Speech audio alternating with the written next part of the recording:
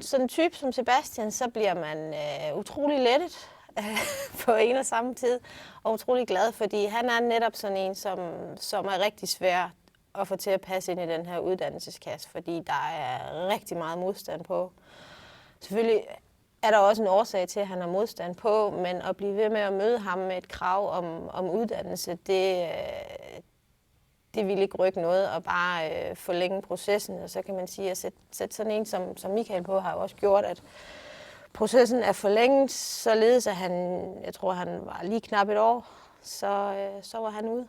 Alternativet vil jo være, at vi kunne have bokset med ham i flere år, fordi han simpelthen bare havde modstand på alt. Så vi lavede jo et forløb, som han kunne passe ind i stedet for at henvise ham til et standardforløb. Vi er rigtig glade, fordi han har jo virkelig rykket på nogle af dem, som jeg i hvert fald kan se, at